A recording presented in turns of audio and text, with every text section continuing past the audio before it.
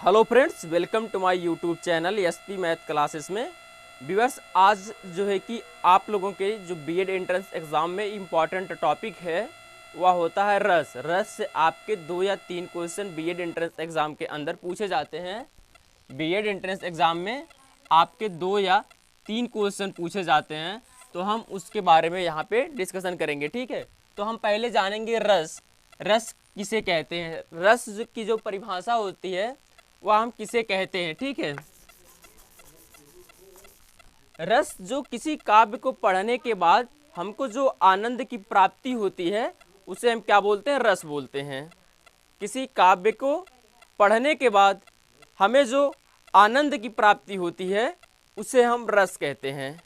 ठीक है, रस की अगर हम प्रकार की बात करें तो पहला जो हमारा होता है श्रृंगार रस होता है। ठीक है, श्रृंगार रस के 2 भेद होते हैं। पहला होता है हमारा संयोग श्रृंगार और दूसरा होता है वियोग श्रृंगार। ठीक है, इसमें क्या होता है, श्रृंगार रस में पूरी तरह से पहले श्रृंगार रस को ही समझ लेते हैं।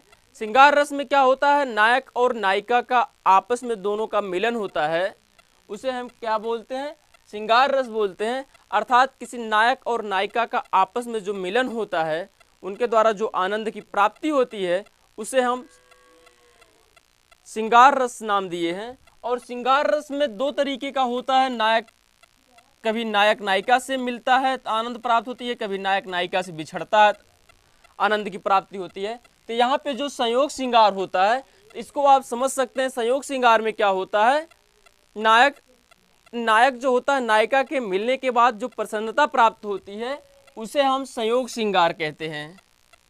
और वियोग श्रृंगार में क्या होता है, नायक और नायिका के बिछड़ने पे नायिका द्वारा जो वियोग किया जाता है उसे वियोग श्रृंगार कहते हैं। जैसे अगर हम समझें, संयोग श्रृंगार में जब कोई लड़का अपनी गर्लफ्रेंड से मिलता है तो उसको जो आनंद की प्राप्ति होती है उसे संयोग श्रृंगार कहते हैं। जब कोई लड़का अपनी गर्लफ्रेंड को छोड़ देता है और उसके वियोग में गर्लफ्रेंड उसकी जो है वियोग करती है तो वहाँ पे जो रस होता है वहाँ पे वियोग श्रृंगार रस होता है। अब हम इसके बाद इसका देखेंगे जो अस्थाई भाव होता है।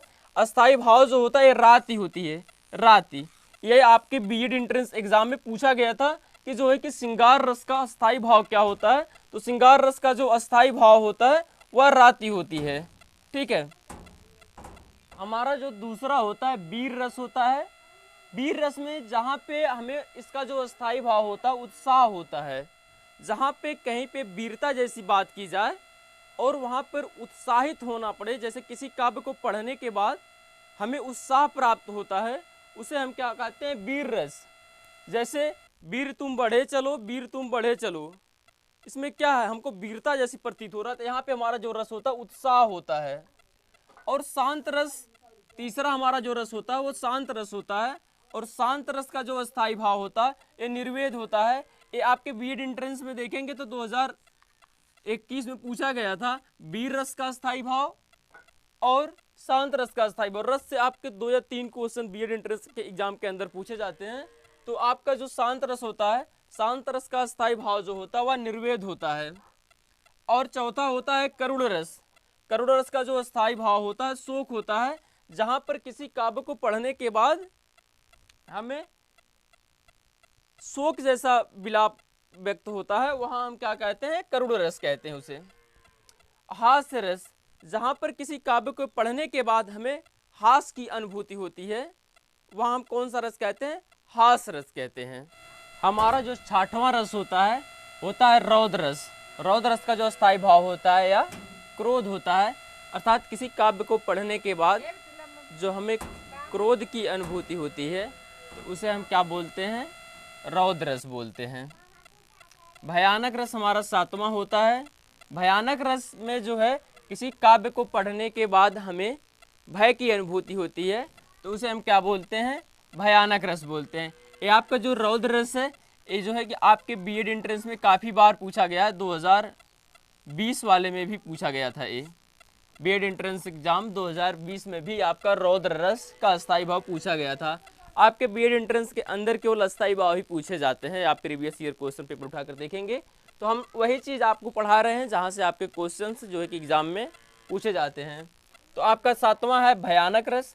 भयानक रस का जो स्थायी भाव होता है वह भय होता है, ठीक है। और आठवां जो होता है हमारा विभत्स्य रस। विभत्स्य रस का जो अस्थायी भाव होता है हमारा घृणा होता है, अर्थात किसी काव्य को पढ़ने के बाद हमें घृणा की अनुभूति हो, वहाँ पे कौन सा रस होता है? विभत्स्य रस। नौवां हमारा होता अद्भुत रस। अद्भुत रस का जो होता है आश्चर्य, किसी काव्य को पढ़ने के बाद हमें जहाँ आश्चर्य का बोध होता है उसे हम क्या बोलते हैं? अद्भुत रस बोलते हैं। हमारे जो बीएड में पूछे जाते हैं बस यही अस्थायी भाव ही पूछे जाते हैं, इससे ज़्यादा कुछ नहीं पूछा जाता है। बहुत पूछ लिया जाता है कि संयोग श्रृंगार क्या होता है और वियोग श्रृंगार क्या होता है। और हम देखेंगे 10वां, हमारा जो 10वां रस होता है वात्सल्य रस होता है। वात्सल्य रस का जो होता है अस्थायी भाव वात्सल्य राति होता है। ये आपके बीएड एंट्रेंस में काफ़ी ज़्यादा बार ये भी पूछा गया है। भक्ति रस जो होता है इसका राति अनुराग होता है, बहुत कम बार पूछा गया है, इंपॉर्टेंट नहीं है। ये वात्सल्य रस आपके काफ़ी ज़्यादा बार पूछा गया है।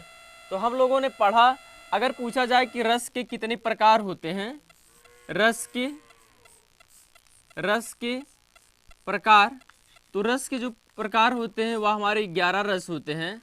अगर पूछा जाए कि मुख्यतः रसों की संख्या कितना है, मुख्यतः रसों की संख्या कितना है, मुख्यतः रसों की संख्या, तो उसमें जो होता है 9 होता है, 9 होता है। और अगर पूछा जाए कि भरत मुनि के अनुसार रसों की संख्या कितना है, भरत मुनि के अनुसार रसों की संख्या, भरत मुनि के अनुसार रसों की जो संख्या होती है ये 9 होता है। भरत मुनि जो थे ये शोक, ये जो है कि शांत रस को, शांत रस और भक्ति रस, भक्ति रस इसको जो है कि रस में शामिल नहीं करते हैं। इसीलिए जो है कि रसों की संख्या अगर हम 11 में से 2 कम कर देते हैं तो 9 आता है। और मुख्यतः रसों की संख्या कितनी है? 9 है। अगर पूछा जाए कुल रसों की संख्या तो हमारा कितना होगा? 11 होगा। हम आशा करते हैं लेक्चर आपको पसंद आया होगा। अगर आप बीएड एंट्रेंस एग्जाम की तैयारी कर रहे हैं तो आपके लिए काफ़ी इंपॉर्टेंट होगा। तो आपसे हम अगले नेक्स्ट लेक्चर में मिलेंगे। अगर आपको हमारा ये लेक्चर पसंद आया हो तो आप कमेंट्स बॉक्स में अपना सुझाव अवश्य दें, किस टॉपिक पर अगला वीडियो बनाएं जो आपके exam point of view BEd entrance exam के लिए इम्पॉर्टेंट हो। तो आपसे हम अगली बार मिलेंगे, तब तक के लिए जय हिंद, जय भारत।